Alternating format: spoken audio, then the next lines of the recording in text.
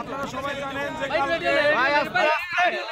যারা নিরপরাধ মিডিয়ার সদস্য আছে তাদের মুক্তির শুনানি আছে এবং রায় হওয়ার কথা।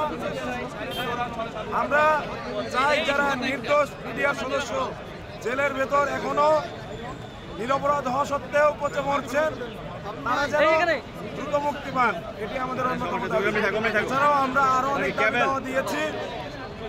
সেই দাবি দাওয়াগুলোর আলোকে আমরা প্রধান উপদেষ্টার হাতে একটি স্মারকলিপি পৌঁছে দেব এবং ফ্যাসিস্ট হাসিনার আমলে যেভাবে পিলখানা হত্যাকাণ্ড ঘটানো হয়েছে এবং পরবর্তীতে একটি স্বাধীন সার্বভৌম যে প্রতিষ্ঠান বাংলাদেশের সীমান্তের প্রতিরক্ষা বাহিনী, তাদেরকে দুর্বল করে দেওয়া হয়েছে, তাদের সাথে যত প্রকার অন্যায় অবিচার হয়েছে সেগুলো নিয়ে এখন সদস্যের প্রতিনিধিত্ব যাচ্ছেন আপনাদের এবং এখানে কর্মসূচিটা কি হবে সেটা আমরা 9 সদস্যের প্রতিনিধি দল